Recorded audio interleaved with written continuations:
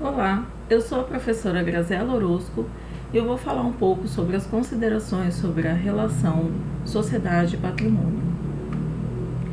Desde o início das sociedades organizadas, havia a necessidade da transmissão de conhecimento aos seus descendentes. Essa transmissão de conhecimento se deu por meio da linguagem, principalmente. Por meio da linguagem, as sociedades transmitem a sua memória oral. Isso dá uma garantia de sobrevivência em situações adversas. Com o tempo, as sociedades sentiram necessidade de conservar objetos que traduziam significados. Daí surgem as primeiras coleções, né? Levantamentos arqueológicos nos comprovam que as coleções arqueológicas estão normalmente associadas à arte rupestre. Então, principalmente em grutas, né, essas coleções são muito fáceis de serem encontradas. Temos vários exemplos, especialmente no Brasil. Então, onde se encontram pinturas rupestres, artes rupestres, principalmente em grutas, geralmente são encontrados próximos ao solo vestígios arqueológicos dessa sociedade. Aqui a gente tem o resultado dessa escavação. Foi feita numa gruta em Portugal e o número de peças, pelo número de peças se verifica que ali havia uma sociedade, uma comunidade ocupando aquele espaço, e nos paredões a arte rupestre ali identificada. No século XVIII, a partir do século XVIII, surgiram os gabinetes de curiosidade, que eram as coleções normalmente de nobres, né, pessoas de alto poder aquisitivo, que representavam objetos de vários lugares. Há muitos geógrafos na história que contam essa curiosidade de ter esses gabinetes. Eram espaços de leitura, espaços de estudo, mas eram fechados, né, ao poder aquisitivo. Com a era das grandes navegações e a descoberta de novos mundos, a fauna e a flora passou a ser também colecionada, né? Então começaram as grandes coleções de história natural, né, e o surgimento dos grandes museus. Então esses gabinetes de curiosidade passaram a se tornar centros de estudo, né, e voltaram os seus olhares para a importância da conservação desses bens da própria natureza, né, animais taxidermizados e exemplares da flora. Assim surgiram as primeiras coleções voltadas às ciências naturais. Um exemplo disso é o Museu de História Natural de Londres, né, que foi fundado em 1881. No Brasil, a primeira instituição dedicada a essa temática de história natural foi o Museu Nacional do Rio de Janeiro, né, e considerado o maior museu da América Latina desse gênero. Atualmente, cerca de 60% dos museus brasileiros eles são mantidos por universidades. Isso acontece muito no Brasil, mas em outras regiões, em outros países, isso não é muito comum. Né? Aqui a gente tem uma ilustração, uma foto do Museu Nacional do Rio de Janeiro, que infelizmente pegou fogo, né, no ano passado. Aqui a gente tem 4 imagens, a fachada do museu antes do incêndio e como ele ficou depois, né, incendiando, e depois o saguão do Museu Nacional, com o meteorito do Bendegó, que foi um dos únicos objetos que foi salvo após esse incêndio, né. Depois, no final do século XIX, o termo patrimônio ele é associado às igrejas barrocas, aos grandes palácios e às casas grandes. Então ele passou a ser considerado como algo muito distante do cotidiano, algo velho, algo antigo. Atualmente, a partir do século XX, início do século XXI, a maior participação da comunidade na preservação do seu patrimônio, né? Então aqui a gente tem uma imagem assentados aqui da região de Mirante do Paranapanema, que iniciaram um plantio e identificaram fragmentos de cerâmica arqueológica. Então eles entraram em contato com a Unesp e a Unesp foi até lá, né, pesquisadores foram até lá fazer a identificação desse material. A participação da comunidade na preservação do patrimônio também diz respeito ao patrimônio natural, né? Aqui a gente tem uma imagem dos voluntários que fazem o mutirão para a limpeza das praias de Pernambuco, em razão do recente vazamento de óleo, né, que impactou todo esse litoral. Então, o patrimônio ele é algo que transita do indivíduo até o coletivo, né? Então, a gente tem alguns tipos de classificação desse patrimônio. O patrimônio material, ele pode ser considerado os bens transmitidos aos herdeiros, né? Obras tangíveis, joias, casas. Alguns materiais podem ter apenas um valor emocional, como por exemplo um frasco de perfume vazio, uma xícara quebrada. O patrimônio espiritual e material, que diz respeito à educação formal, a maneira como fazer um determinado prato, os ditados, provérbios, cantigas, danças, o modo de fazer um feijão, né, os ditados da vovó, a maneira de plantar, de colher. E o patrimônio natural, que são os monumentos naturais, formações geológicas, fisiográficas, sítios naturais, zonas naturais, áreas de relevância para a biodiversidade. E a gente tem alguns exemplos, né, de patrimônio, como o sítio arqueológico da Serra da Capivara, com os paredões de arte rupestre. Também a esfinge de Gizé, com a pirâmide de Kefren no fundo, no Egito.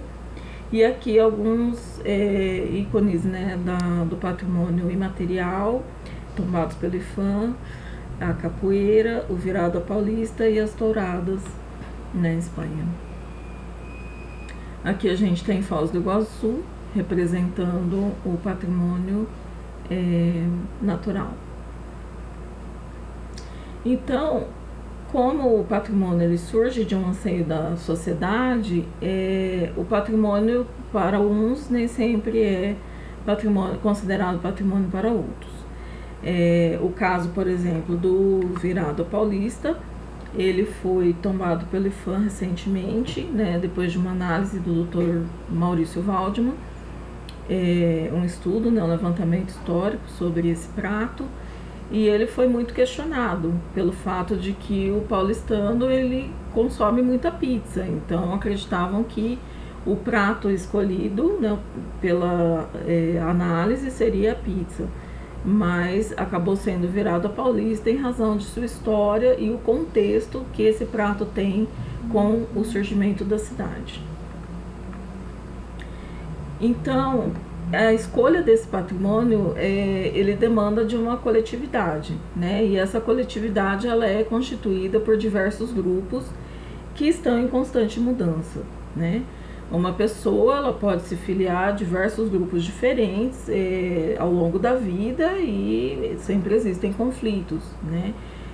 Então, o patrimônio permeia toda essa discussão.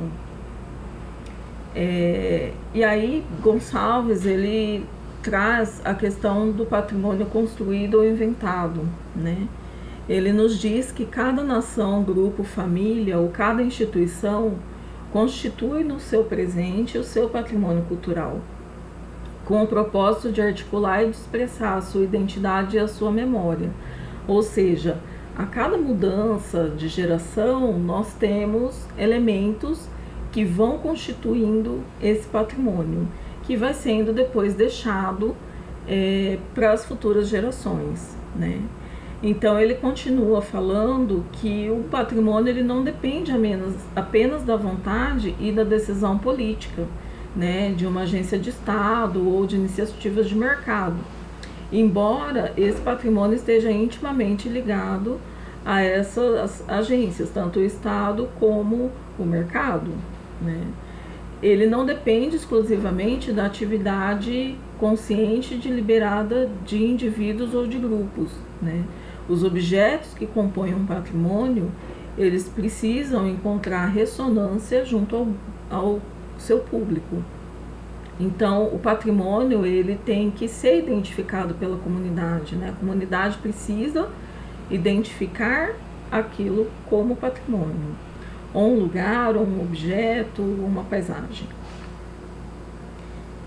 Menezes nos diz que o patrimônio é, antes de mais nada, um fato social, e que os princípios componentes desse patrimônio, eles estão totalmente interligados com a questão do valor cultural.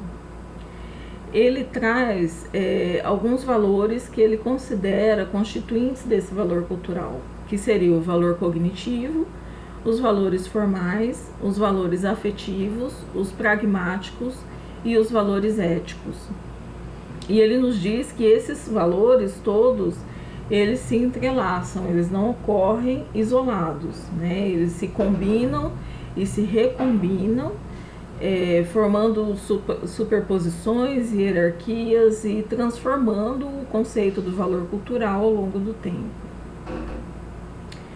Sobre os valores cognitivos, ele diz que é o bem que é tratado como documento, né, ao qual dirigem questões para obter uma resposta, uma informação de múltipla natureza. É um valor, então, de fruição, basicamente intelectual.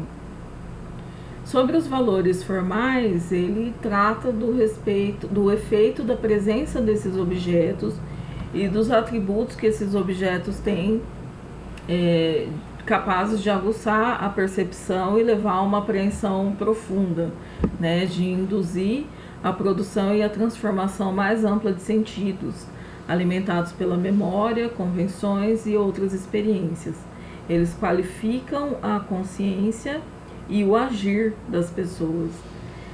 Aquilo que eu falei no momento, até coloquei uma imagem sobre a importância de se guardar, por exemplo, um copo trincado, um frasco de perfume vazio. Aquilo tem um significado, ele transmite uma mensagem.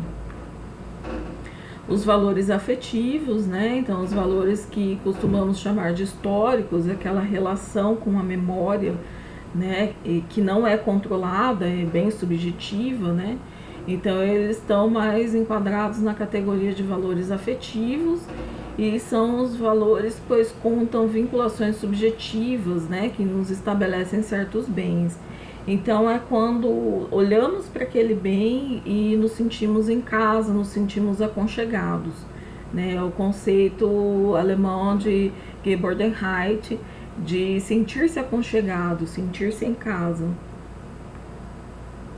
Os valores pragmáticos, que são os valores de uso, né, percebidos como qualidade. Então, são valores que normalmente são marginalizados ou ignorados entre nós, com significativa frequência, mas que Menezes aponta como constituinte desses valores culturais.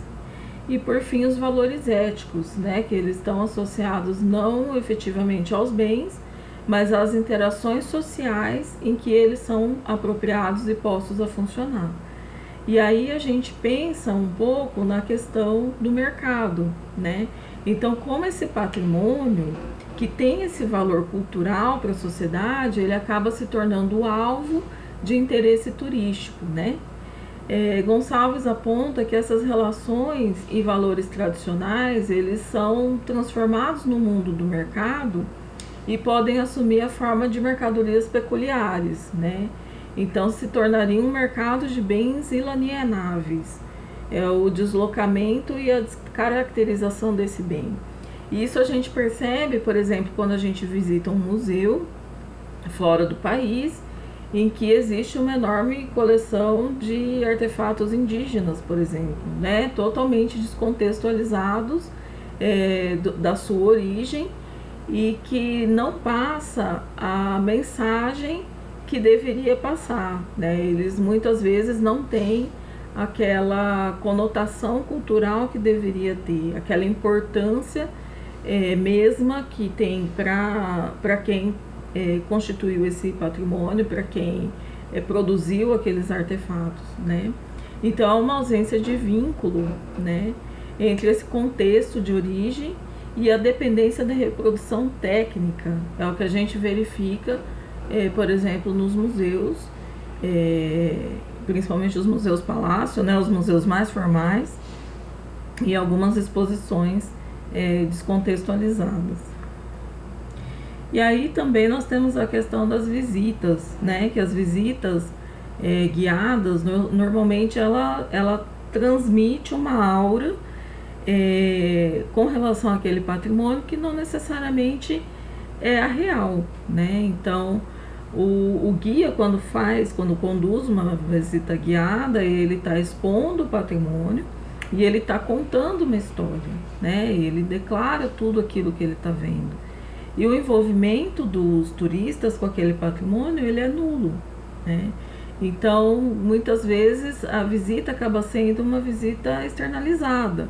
O próprio visitante, ele não tem um conceito a respeito daquilo, porque ele acaba não tendo tempo para sentir, para ter as emoções que aquele patrimônio pode despertar nele.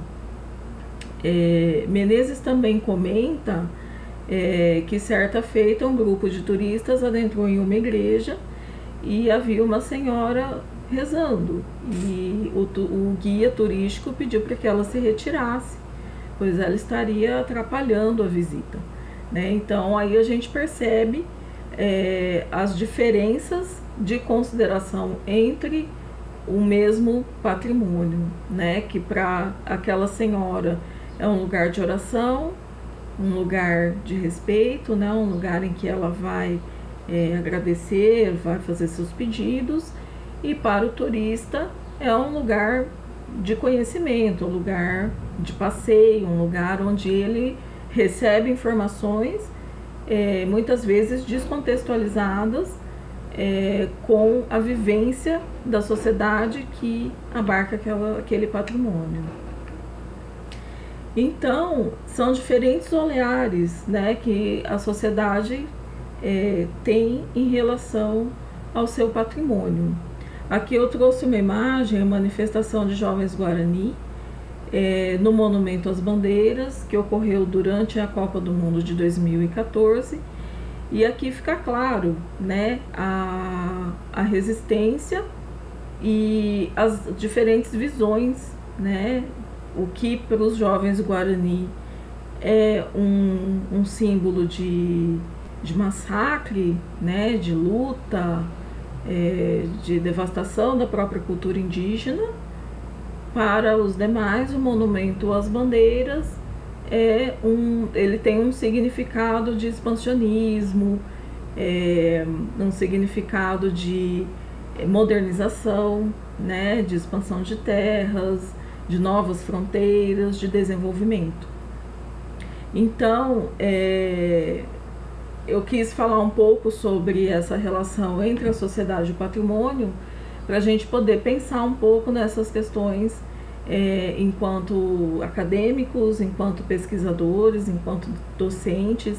É sempre importante a gente olhar os dois lados e verificar quais são os diferentes olhares sobre o patrimônio, tanto musealizado como o patrimônio histórico, o patrimônio que encontramos em nossas cidades. Aqui estão as referências, os meus contatos. Obrigada.